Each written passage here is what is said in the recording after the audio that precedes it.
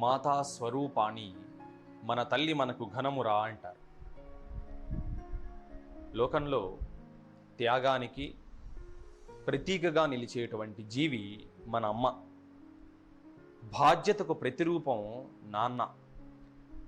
అలాంటి వారి యొక్క చరిత్ర గురించి, వారు చూపించేటువంటి ఆ ప్రేమల గురించి మనం తెలుసుకుంటూ ఉన్నాం. ఈ పిక్చర్ ఒకటి మీరు చూస్తూ ఉంటే అర్థమవుతూ ఉంటుంది. ఇక్కడ ఉన్నది ఏమో చిన్ని పాప, మరి ఇక్కడ చూస్తే ఆమెను కన్నటువంటి తల్లి. మీరు బాగా గమనించండి ఒక విషయాన్ని. ఇక్కడ చిన్న పిల్లతో పాటుగా పాప అయిపోయి ఆడుకుంటోంది ఈమె. అంటే మీకు బాధ్యత నేర్పించడానికి, మీకు నడక నేర్పించడానికి, మీకు ఆనందం ఏమిటో చూపించడానికి మీలో తానును చూసుకుంటూ ఒక చిన్న పిల్లలాగా మారిపోయి ఆమె ఆడుకుంటోంది. నాన్న అంతే, నాన్న అంతే. మీరు ఎంత వయసున్నా వారు మీ వయసు వారిలాగా మారిపోయి మీతో స్నేహం చేసి ఆడుకుంటూ ఉంటారు. నువ్వు చూపించే చిరునవ్వు, ఒకసారి నవ్వావా నాన్న అంతా మర్చిపోయి ఉంటాడు, ఇంకోసారి నవ్వావా ఇంకా మర్చిపోయి ఉంటాడు, ఇంకొంచెం సారి నవ్వావా ఇంకా మొత్తం బాధలన్నీ మర్చిపోయి ఉంటాడు. ఈ కష్టం ఒక కష్టమే కాదు బో అని వదిలిపెట్టేసేటువంటి జీవితం అయింది. ఎంత గొప్పగా ఉంటాయో ఇవన్నీ. లెసన్లోకి వెళ్ళిపోదాం నాన్న. అమ్మ చల్లని కరములు, దానమ్మునకు ఆకరములు. అమ్మ చల్లని కరము. కరము అంటే చేయి. అమ్మ చల్లని కరము. ఎవరైనా వస్తే ఇంటికి అడుగు తినేటువంటి వారు కానీ ఇంకెవరైనా వారికి ఆ ఇంటి ముందు వస్తే వారికి లేదనకుండా ఇంత పెట్టి పంపించేస్తారు. అది కూడా కొంచెం కాదు, బాగా చేతికి దొరికిందే. ఇంకా ఎవరైనా దాన ధర్మాల కోసం వచ్చినా అంతే, లేదా ఎదుటి వారు పక్కింటి వారు కానీ ఇంకా ఏదో ఇబ్బంది పడుతూ ఉంటే వారికి చేతి నిండా అయ్యో పాపం ఇబ్బంది పడుతున్నారా తీసుకోండి అని ఇవ్వగలిగినటువంటి శక్తి. ఆ చల్లని కరములు, ఆ చల్లని చేతులు, దానమ్మునకు ఆకరములు, దాన ధర్మాలకు ఆకారం నిలయం. ఆకారము దాన ధర్మాలు చేయడానికి అనువైనది. ఆమె నుంచి మనం నేర్చుకుంటాం ప్రతిదీ. ఓ అడుగుతున్నటువంటి వారు వస్తే ఇలా ఇలా ఏదో ఒకటి అన్నం పెట్టాలా, లేదంటే ఏదో ఒక వస్తువు ఇవ్వాలా, లేదా ఏదో ఉన్న దాంట్లో కొంచెం పెట్టాలా అన్నది ఆమె నుంచి మనం నేర్చుకుంటున్నాం కదా. మరి ఆమె ప్రవర్తన ఎలాగైతే ఉంటుందో మనం అలాగే ప్రవర్తిస్తాం. అందుకని తల్లిదండ్రుల యొక్క పూర్తి బాధ్యతంతా వారు ఎలా ప్రవర్తిస్తారో అవన్నీ కూడా ఈ పిల్లల విషయంలో పడుతూనే ఉంటుంది, మీ విషయంలోనే పడుతూనే ఉంటాయి. అందుకని వారు మీ ముందు ఎన్ని సమస్యలు ఉన్నా వారు మర్చిపోయి ఇదిగో మీతో చిరునవ్వుతోని వారు ప్రవర్తిస్తూ ఉంటారు. నిజమే కదా ఇది? నేను చెబుతున్న మాటల్లో అక్షర సత్యాలు ఎన్నున్నాయో మీరు ఆలోచించండి. చూడండి ఇక్కడ, అమ్మ చల్లని కరములు, దానమ్మునకు ఆకరములు. అమ్మ చరణ తలమ్ములు, క్షేమము పండు పొలమ్ములు. అమ్మ చరణ తలమ్ములు. తలము నేల, ఈ భూమి, ఈ భూమాత. అమ్మ చరణం పాదం. అమ్మ చరణ తలమ్ములు, అమ్మ నడిచినటువంటి ఈ నేల, అమ్మ అడుగు వేసినటువంటి ఈ నేల. అమ్మ చరణ తలమ్ములు, చరణం అంటే పాదం. ఆమె పాదాలు పెట్టినటువంటి ఈ నేల పవిత్రం. అంతే కదా ఉన్నది. బ్రహ్మదేవుడి అంశ కదా, ఆయన ప్రతిక్షణం ఉండలేడు కదా ఇక్కడ. అందుకని ప్రతి అవసరము తీర్చడానికి వచ్చేసింది అమ్మ. అంతే కదా ఉన్నది. అమ్మ చరణ తలమ్ములు, ఆమె నడిచినటువంటి ఈ నేల.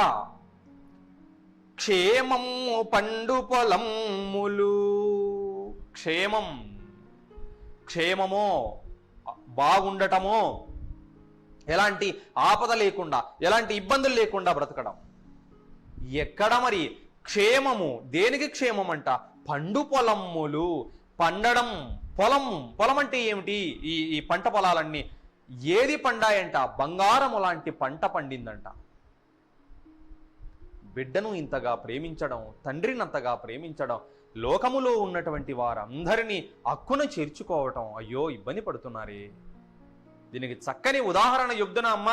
ఒక మురికి నీళ్ళ కాల వాళ్ళ దగ్గర ఉండేటువంటి ఈ బీద ప్రజానీకానందరినీ కూడా తమ బిడ్డల్లాగని హక్కున చేర్చుకున్నటువంటి ఒక మహాతల్లి మదర్ తెరీసా. తెలుసుకున్నాం కదా ఆమె చరిత్ర గురించి. అలాంటి పుణ్యవతులు, అలాంటి పుణ్యస్త్రీలు నడిచినటువంటి ఈ నేల పుణ్యము కాక పాపం పండుతుందా? పుణ్యమే ఉంటుంది. అందుకేనమ్మా సకాలంలో వర్షాలు పడుతున్నాయి, అందుకని ఇంకా ధర్మం బ్రతుకుంది. ఇలాంటి పుణ్యస్త్రీలు ఎంతమంది ఉన్నారు ఈ లోకంలో? వారి చరిత్ర ఎంత గొప్పది. వారి భర్తలకు, వారి అత్తమామలకు, పుట్టింటి గౌరవాన్ని, అత్తింటి గౌరవాన్ని, ఈ రెండింటిని నిలబెడుతున్నటువంటి ఒక మహాతల్లి కదా మనమ్మ. ఒక్క నిమిషం ఆమె పొదుపు ఎందుకు చేయాలి అని ఆలోచన చేయగలిగితే సంసారం నిలబడదు. ఎందుకు నేను పిల్లల దగ్గర ఇలాగే ఉండాలి అన్న ఆలోచన, ఇంకో రకంగా స్వార్థం ఆలోచన చేయగలిగితే అయిపోయింది. మనం కొలాప్స్ అయిపోయినట్టే, మనం కింద పడినట్టే లెక్క. పునాది రాళ్ళమ్మ తల్లి తండ్రి. అందుకని తల్లి తండ్రి ఈ రెండు కళ్ళతో సమానం మనకు. ఎప్పుడు ఒక కన్నుకు నిప్పి పెడుతుంటే ఎలాగైతే మనం ఇంకొక కన్ను కూడా అదంతకదే మూసుకుపోతుందో, ఈ రెండు అలాగే ఉంటాయి. వారి పట్ల ఎప్పుడు కూడా ప్రేమగానే మెలగాలి. తల్లిదండ్రులు కూడా అలాగే ప్రవర్తిస్తూ ఉంటారు మన దగ్గర కూడా. వారు ఎన్ని సమస్యలు ఉన్నా చిరునవ్వుతోనే ఉంటారు, ఎన్ని బాధలు ఉన్నా చిరునవ్వుతోనే ఉంటారు. వారి మధ్యలో చిన్న మామూలే సంసారం అన్న తర్వాత చిన్న మనస్పర్ధలు, దాన్ని లెక్క పెట్టుకోకుండా మళ్ళీ మామూలుగానే కలిసిపోతూ ఉంటారు. దీనంతా మనం చెవిలోకి వేసుకోవాల్సిన పనిలా. మన కోసం కొన్ని వాళ్ళ యొక్క ప్రవర్తనలు కూడా మారిపోయి ఉంటాయి, ఖచ్చితంగా మారిపోతూ ఉంటాయి. ఎన్నో అలవాట్లు ఉంటాయి మనిషికి, అవన్నీ మానేసి మా పిల్లలు మమ్మల్ని చూసి నేర్చుకుంటారు కాబట్టి మేము వీళ్ళ కోసం ఇలాగే బ్రతకాలి అని చెప్పి తిరిగి మళ్ళీ మీకోసం వారి యొక్క అలవాట్లను కూడా మానుకున్నటువంటి జీవితాలమ్మ తల్లిదండ్రులవి. నిజమే కదా ఇది. చూడండి ఇక్కడ, అమ్మ చల్లని కరములు దానమ్మునకు ఆకరములు, అమ్మ చరణ తలమ్ములు క్షేమమ్ము పండు పొలమ్ములు. క్షేమము పండుతాయి. ఎక్కడా? పంట పొలాలన్నీ బంగారము లాంటి పంట పండుతుంది. అది ఏవైనా కావచ్చు. అందుకనే కదా ఆ పంట పండిస్తున్నారు కాబట్టి మనం ఈరోజు చల్లగా తినగలుగుతున్నాం. లేకుంటే తినగలిగే వాళ్ళమేనా మనం? ఎలా తినగలుగుతాం? ఒక రైతు అమ్మలాంటి హృదయం ఉన్నవాడు. అందుకని ఎండ లేదు వాన లేదు వెళ్ళిపోయి అక్కడ పని చేస్తూ పంట పండించి దాన్ని మనం మార్కెట్లో అమ్ముతున్నారు, మనం తెచ్చుకుని తింటున్నాం. లేకుంటే ఎలా సాధ్యం అవుతుంది? మనం ఎన్ని ఆలోచన చెయ్యాలన్నా, మన మెదడు ఎంత పని చెయ్యాలన్నా సరైన సమయానికి కడుపులోకి తిండి పడాలి. తిండి పడకపోతే మనం ఎంత గొప్పవాడైనా సరే దిగాలు పడాల్సిందే.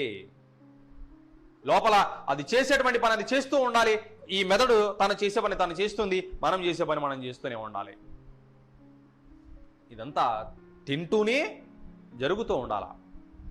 ఏదో కోపాన్ని తిండి మీద వేయటం కాదు ఇక్కడ కావాల్సింది. కడుపు నిండా తినాలి. ఈసురోమని మనుషులుంటే దేశమే గతి బాగుపడనోయ్ అంటారు. తినాలి కడుపు నిండా. తినకపోతే ఎట్లా? నాకు అదొద్దు ఇది వద్దు బుజ్జగించాలి. మళ్ళీ మేమ్మ మీ నాన్న అది తిను ఇది తిను ఇంకొంచెం తిను అంటూ ఉండాలి. ఎందుకు? అవసరమా? నీ కడుపు నీకు తెలీదా ఎంత తినాలో అన్న సంగతి? తినండి, కడుపు నిండా తినాలమ్మా.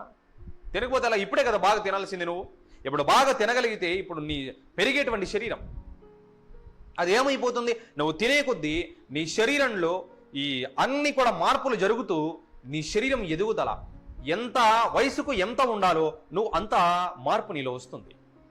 ఇది కావలసింది. ఆ తర్వాత మరి పెరిగి పెద్దవాళ్ళు అయిపోయిన తర్వాత అప్పుడు అయితే నేను ఇలాగే ఉన్నాను, నేను ఇలా ఉన్నాను అని బాధపడడం ఏమంత మంచిదేనా? పోషకాహారం తినండి. తల్లిదండ్రులు ప్రతి నిమిషం నీకు తినరా నాయనా, నువ్వు తినమ్మా అని ఎప్పుడు చెబుతూనే ఉండాలా? తినాలి. ఎందుకు ఆ బతిమాలించుకోవడం? తినాలి. స్కూల్లోకి వచ్చినా సరే, ఆటల మీద పడినా లేదా చదువు మీద పడినా, నువ్వు దేని మీద ఉన్నా సమయానికి తినాలి కదా. అందుకనే మనం స్కూల్లో కూడా ఈ లంచ్ బ్రేక్ ఇస్తున్నాం కదా. లేకుంటే అసలు ఆ తిండి అవసరం లేకుంటే ఎందుకు మీరు ఇంకో క్లాస్ చెప్పుకోండి అనేవాళ్ళు. కదా. కాబట్టి ఎప్పుడు చేయాల్సినటువంటి పని అప్పుడు చేయగలగాలి నాన్న పిల్లలు. మీరు సరైన సమయానికి తినడం, సరైన సమయానికి నిద్రపోవడం, చదువుకోవడం, ఎప్పుడు చేయాల్సిన పని అప్పుడు చేయాలి ఖచ్చితంగా. అమ్మ చరణ తలమ్ములు క్షేమమ్ము పండు పొలమ్ములు, అమ్మ కన్నుల కాంతులు.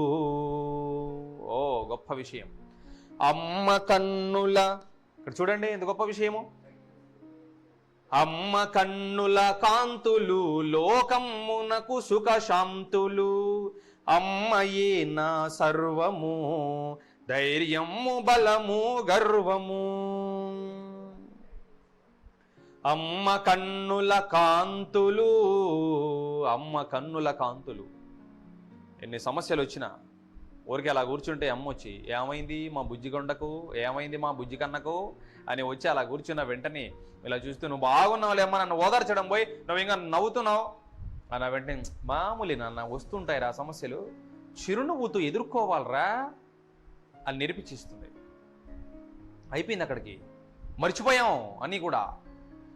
మెరిసే ప్రభాత కిరణంలా విరిసే వసంత కుసుమంలా, నా బాల్యమంతా తానై, నా బాల్యమంతా తానై పెంచింది అమ్మ ప్రేమ. అంతే కదా ఉన్నది. మన బాల్యమంతా తాని, అంతా తాని. మనం ఒక్కసారిగా వెనక్కి తిరిగి చూసుకుంటే మనం పెద్దవాళ్ళు అయిపోయిన తర్వాత నా వెనక ఏం జరిగింది అన్న సంగతి ఆలోచన చేయగలిగితే మనం ముందు నడుస్తున్నాం, తల్లిదండ్రుల ఉండేటువంటి నీడలో మనం ఉన్నాం. ఆ నీడను వదిలిపెట్టి మనం లేము, మనం నడుస్తున్నామే తప్ప వెనుక తల్లిదండ్రుల నీడ అన్నది వస్తూనే ఉంది. చూడండి ఇక్కడ, అమ్మ కన్నుల కాంతులు లోకమ్మునకు సుఖ శాంతులు. ఇంటికి దీపం ఇల్లాలు అన్న నానుడింది. కేవలం ఒక ఆడమనిషి చదువుకుంటే ఆ కుటుంబం ఎంత బాగుంటుందో, కుటుంబం బాగుపడితే మంచి పిల్లలు సమాజంలోకి వస్తారు, మంచి సమాజం ఆ గ్రామం బాగుపడుతుంది, ఈ గ్రామాలు బాగుపడితే దేశాలు బాగుపడతాయి, దేశం బాగుంటే ప్రపంచం బాగుంటుంది. కాబట్టి విద్య అన్నది చాలా అవసరం. ఒకవేళ ఆ విద్యతో పాటుగా సంస్కారం చాలా అవసరం. చాలా మంది తల్లిదండ్రులు చదువుకోలేకపోయినా సరే వారి దగ్గర గొప్ప సంస్కారం ఉంటుంది. ఇక చదువుకున్న వారికి చదువుతో పాటుగా సంస్కారము ఉండగలుగుతుంది. ఇవన్నీ మనకు అందించగలుగుతారు. ఇవి అందించినప్పుడే మనం గొప్ప పౌరులుగా ఈ లోకానికి గొప్ప సేవ చేసేటువంటి అదృష్టం కలుగుతుంది. అంతే కదా ఉన్నది. చూడండి ఆయన గొప్పగా అన్నారు, అమ్మ కన్నుల కాంతులు లోకమ్మునకు సుఖ శాంతులు. మనకొకటే కాదు, లోకానికి సుఖశాంతులు. సుఖం శాంతి, పీస్ అంటాం మనం. ఆనందం ఉంటుంది అక్కడ, ప్రశాంతత ఉంటుంది. గొడవలు లేవు, దౌర్జన్యాలు లేవు, చంపడాలు చంపుకోవడాలు లేవు, దొంగతనాలు లేవు, ఇవన్నీ లేవు. కొత్త ప్రపంచం. ఇదంతా కూడా చాలా బాగుంటుంది. దానివల్ల ఈ ప్రపంచాలన్నీ బాగుపడిపోతాయి. ఇవన్నీ అవసరం లేదు, విద్వేషాలు ఇవన్నీ రావు, ఏముండవు ఇవన్నీ కూడా. అందుకనే విద్య చాలా అవసరం, చదువు చాలా అవసరం. అలాంటి విద్య మీకు లభిస్తోంది నాన్న, మీరు అదృష్టవంతులా కాదా? ఎంత అదృష్టవంతులు ఉండాలి చూడండి. అమ్మయే నా సర్వము. అమ్మ ఒడిలో మనం చివరి లైన్ చేరేసుకున్నాం. ఎంత అనుభవిస్తున్నారో, ఎంత ఆనందపడుతున్నారో మేము ఇక్కడి నుంచి ఊహించగలం మీ హృదయాలు చూసి. చూడండి ఇక్కడ, అమ్మయే నా సర్వము, నా సర్వం. తాని అన్ని, తాని అన్ని అయి నడిపిస్తోంది. నేను నడుస్తున్నానంతే. నేను పుట్టాను, పుట్టడం కూడా నా చేతిలో లేదు, ఆమె తన్నేసింది అంటే ఏమో సమయానికి బయటకు వచ్చేసాం. తన వెచ్చని ఆ కౌగిల్లోకి తీసుకుంది, వెచ్చదనం ఇచ్చింది, నాన్నను పరిచయం చేసింది, బంధువులను పరిచయం చేసింది, ఆకలి అవుతే పాలిచ్చింది. పెద్దగా అవుతున్న కొద్దీ ఆమె నాకు ఆహారం పెట్టింది, ఎలా మసులుకోవాలో చెప్పింది. నాన్న బుడిబుడి నడకలు నేర్పించారు, సమాజాన్ని అర్థం చేసుకునేలాగా చేశారు. పెరిగి పెద్దవాళ్ళు అవుతున్నాం, మంచి చదువు నేర్పించారు, గొప్ప ఉద్యోగాలు వచ్చాయి. ఉద్యోగాలతో పాటుగా మన స్వార్థమే కాకుండా సమాజానికి సేవ చేసేటువంటి అదృష్టం కలిగింది. దేశం బాగుపడింది, ప్రపంచాలు బాగుపడుతున్నాయి. ఇలా వెనక్కి ఆలోచన చేయగలిగితే తల్లి తండ్రి ఉన్నారు, వారి నీడ మనల్ని నడిపిస్తోంది. అంతే కదా ఉన్నది. చిన్నతనంలో నాన్న చొక్కా ఇలా వేసి, ఇలా కాదురా వేసుకోవాల్సింది కర్రా అని చెప్పి షర్ట్ ఇలా వేస్తూ, ఆడపిల్లకు గౌన్ ఇలా వేస్తూ, అమ్మా ఇలా వేసుకోవాలమ్మా, ఇలా నేర్చుకో అని నవ్వుతూ, నాన్న నాకు చొక్కా తొడగడమి తెలిసింది గాని, నాన్న నాకు చొక్కా తొడగడమి తెలిసింది గాని.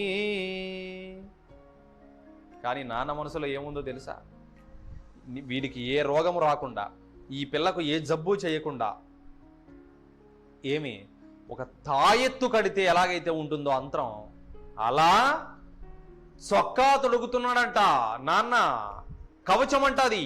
ఎందుకంటే ఇందాక తెలుసుకున్నాం కదా, నాన్న అనేది ఒక మహామంత్రం. ఆయన మనకు చొక్కా తొడుగుతూ ఉంటే దాన్ని తాయెత్తు కట్టినట్టే, గౌను వేస్తుంటే తాయెత్తు కట్టినట్టే. నాన్న నాకు చొక్కా తొడగడమి తెలిసింది గాని, కనిపించని కవచమొకటి కడుతున్నది తెలియలేదు. ఇలా పట్టుకుని నిన్న బుడిబుడి నడుకలు నడుస్తూ ఉంటే, ఎక్కడ కింద పడతావని ఇలా వెళ్ళిపోతూ ఉంటే ఇలా పట్టుకుని, ఓరి బుజ్జి కన్నా ఎంత బాగా నడుస్తున్నావురా అనుకోండి, ఇలా పైకి ఇలా ఎగిరిస్తున్నాడు. ఎగిరేస్తూ ఉంటే నువ్వు నవ్వుతున్న పైకి ఎగిరేస్తూ ఉంటే, కింద పడతావని భయం ఒక వైపున, పైన ఎగరేస్తూ ఉంటే ఎంతో హాయిగా ఇంకో వైపున, రెండింటిని నువ్వు కిలకిలకిల నవ్వుతూ ఉంటే నాన్న సంబరపడిపోతూ ఉంటాడు.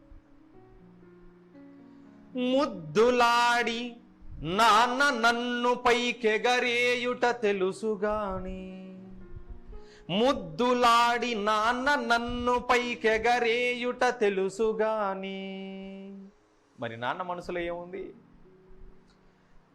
తన కన్నా ఎత్తున నిలబెడుతున్నది తెలియలేదు. నా కొడుకు నా కూతురు నాకన్నా పై స్థాయిలో ఉండాలి, గొప్ప స్థాయిలో ఉండాలి అనంట ఆలోచన. అంత గొప్ప విషయాలమ్మా ఇవి.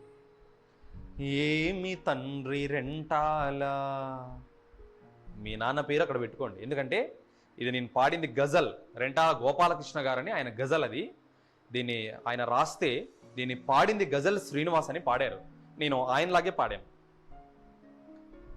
రెంటాల గోపాలకృష్ణ రాసిన గజల్ ఇది. అందుకని ఆ గజల్ రాసినటువంటి కవి పేరు అందులో ఉండాలి ఖచ్చితంగా. అందుకని ఏమి తండ్రి రెంటాల అని అక్కడే ఉంది. మీ నాన్నగారి పేరు పెట్టుకుంటే ఇంకా అందంగా ఉంటుంది అది.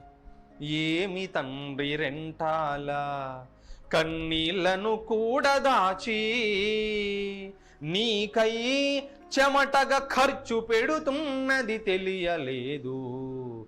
చెట్టుకేమో విత్తు కురుణమున్నది తెలియలేదు.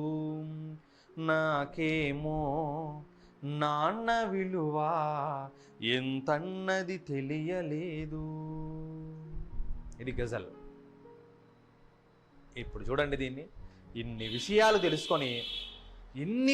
తెలుసుకొని ఒక్కసారిగా నాన్న ముఖము అమ్మ ముఖం ఇలా చూస్తే మన దిమ్మ తిరుగుతుంది. ఎవడు కొడితే దిమ్మ తిరిగి మైండ్ బ్లాక్ అవుతుందో వాడే పండుగాడు అన్నట్టు ఇక్కడ ఏమవుతుందంటే, మనం ఈ లెసన్ అంతా విన్న తర్వాత బాగా ఆలోచన చేసి, చాలాసేపు అయిందిరా కొంచెం ఈ తిను, ఈ మసాలా బొరుగులు ఇవి తిను అని తెచ్చి అమ్మ అని పెడితే ఒక్కసారిగా ఇలా అమ్మ ముఖం ఇలా చూస్తే కళ్ళ వెంబడి నీళ్ళు వచ్చేస్తాయి. అమ్మా, ఇన్ని రోజులు నిన్ను ఊరికే చూశానమ్మా, కానీ ఈరోజు మనసు నుండి చూస్తున్నానమ్మా. ఇలా ఉందా? ఇప్పుడు చూడండి, నాన్న ముఖం ఆఫీస్ నుంచి లేదా పనికి వెళ్ళిపోయి సాయంత్రం ఇంటికి రాగానే అలసిపోయి వచ్చి ఆ సోఫా మీద కూర్చుంటే లేదంటే కుర్చీ మీద కూర్చుంటే ఇలా దిగాలు పడిపోయి ఇలా ఉంటే, అమ్మ కాఫీ తెచ్చి లేదంటే నీళ్ళు కాబెట్టేశాను మీరు పోసుకోండి అన్నప్పుడు ఒకసారిగా నువ్వు నీ పనుల్లో నుంచి నాన్న ముఖం ఇలా గమనించు. బాధ్యత ఏంటో తెలిసిపోయింది, బాధ ఏమిటో తెలిసిపోయింది, కష్టం ఏంటో తెలిసిపోతోంది. ఇప్పుడు నాన్న నీకు కొత్తగా అనిపిస్తాడు, నిజంగా దేవుడిలా అనిపిస్తారు. అమ్మ కూడా అంతే దేవతలా అనిపిస్తుంది తెలుసుకుంటే. తెలుసుకోలేకపోతే ఎప్పుడు అలాగే ఉండిపోతాం మూర్ఖంగానే. రండి. అమ్మ కన్నుల కాంతులు లోకమ్మునకు సుఖ శాంతులు, అమ్మయే నా సర్వము, నాన్నయే నా సర్వము, అమ్మయే నా సర్వము, నాన్నయే నా సర్వము. సర్వం అంటే నా బ్రతుకంతే తాని. ధైర్యము బలము గర్వము. ఇక్కడ నాన్నయ్యే సర్వం అని లేదు, నేను కలిపాను దాన్ని. ఎందుకు కలపకూడదు? లక్షణం కలపచ్చు. అమ్మయే నా సర్వము, ధైర్యము బలము గర్వము. ధైర్యం, బలం, గర్వం. ఏమిటి గర్వం అంటే? ఏ సమస్యనైనా దర్జాగా ఎదుర్కో అనడం గర్వం. తల వంచకో, తల ఎత్తు. తప్పు చేయకు, తప్పు చేయాల్సిన పరిస్థితి వస్తే దాని నుంచి తప్పుకో. తప్పు చేసిన వారి వెంట నువ్వు పడకు. వారితో స్నేహం నీకు అక్కర్లా. లేదా తప్పు చేసిన వారిని నువ్వు తప్పు చేసావని హెచ్చరించు అని చెప్పగలుగుతుంది అమ్మ. ఇలాగే బ్రతుకురా, అవసరం లేదు నీ ఎక్కడ తల దించుకో, తల ఎత్తు. ఏం తక్కువ నీకు? ఇదే అన్నమాట నేర్పిస్తుంది. చూడండి, ఇలా ఈ ఒదగటము నేర్పిస్తుంది, ఎదగటము నేర్పిస్తుంది అమ్మ. ధైర్యము బలము గర్వము. ధైర్యము ఆమె, బలము ఆమె, గర్వము ఆమె. ధైర్యము ఆమె, మనకు బలాన్ని ఇచ్చేది ఆమె. గర్వం, ఏమని గర్వము అంటే దర్జాగా ఉండరా అని నేర్పించేది కూడా ఆమె. ఇంతటి గొప్ప విషయాన్ని మనం తెలుసుకున్నాం అమ్మా. ఒక్కసారిగా మనం మరీ ఒక్కసారి ఫస్ట్ నుంచి దీన్ని చదువుకుంటూ వద్దాం. మీకు పదాలు కూడా ఎలా పలకాలో మీరు బాగా చూసుకోండి.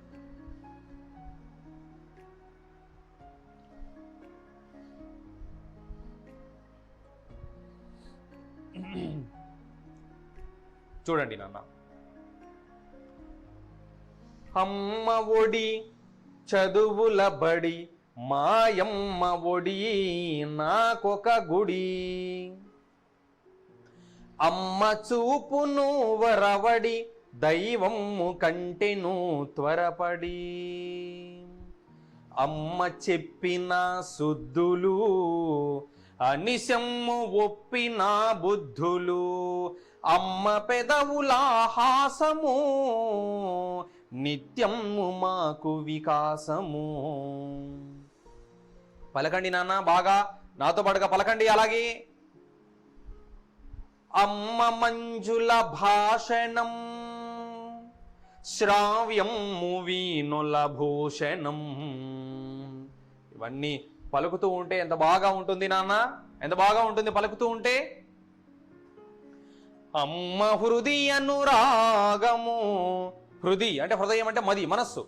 అమ్మ హృది అనురాగము, దివ్యము భవ్యము యోగము, అమ్మ చల్లని కరములు, దానమ్మునకు ఆకరములు, అమ్మ చరణ తలమ్ములు, అమ్మ చరణ తలమ్ములు, క్షేమమ్ము పండు పొలమ్ములు, క్షేమమ్ము పండు పొలమ్ములు, అమ్మ కన్నుల కాంతులు, అమ్మ కన్నుల కాంతులు, లోకమ్మునకు సుఖ శాంతులు. పదాలు కఠినంగా ఉన్నాయా ఎక్కడైనా? పదాలు ఇబ్బందిగా ఉన్నాయా మీకు ఎక్కడైనా? ఏమి లేవు, హాయిగా వెళ్ళిపోతోంది, హాయిగా వెళ్ళిపోతోంది. అమ్మ కన్నుల కాంతులు, లోకమ్మునకు సుఖ శాంతులు, అమ్మయే నా సర్వము, నాన్నయే నా సర్వము, ధైర్యము బలము గర్వము. ఇక్కడ మీకు ప్రతి పదాన్ని మీరు బాగా అర్థం చేసుకోండి నాన్న. అందులో ఏవైనా పదాలు మీకు అంటే పలకడం ఇబ్బందిగా అనిపిస్తే అందులో మీరు ఒకసారి ఏం చేస్తారంటే వీటన్నిటిని కూడా పలకండి, బాగా పలకడం అలవాటు చేసుకోండి.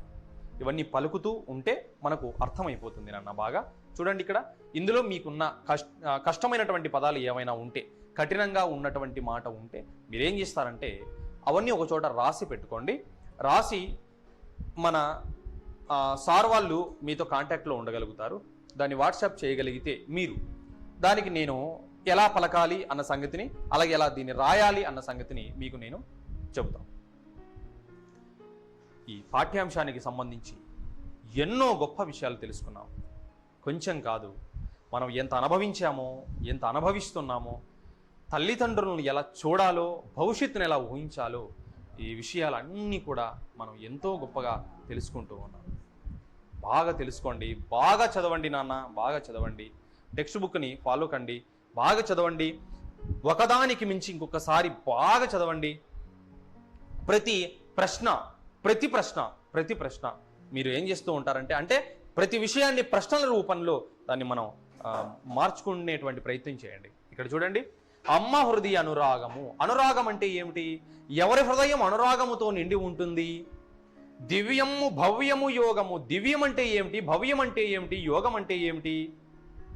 అన్ని విషయాలు మీరు ఇలా ప్రశ్న వేసుకుంటూ ఉంటేనన్నా మీకు ఆ సమాధానాలన్నీ దొరుకుతూనే ఉంటాయమ్మా. ఖచ్చితంగా మనం ఈ లెసన్ని ఎంతో బాగా హాయిగా చదువుకున్నాం. ఇంకొక సెషన్లో మనం దీనికి సంబంధించినటువంటి ప్రశ్నలు, అలాగే మరి వ్యాకరణ అంశాలు, అదే గ్రామర్ పార్ట్ గురించి తెలుసుకుందాం. క్లాస్ వర్క్ నోట్స్ మీరు సిద్ధం చేసుకోండి. క్లాస్ వర్క్ నోట్స్ని బాగా చదవటం, రాయడం అలవాటు చేసుకోవాలి. మొదట రాస్తేనే మీరు చదువుకోవడానికి వీలవుతుంది. సరేనా నాన్న?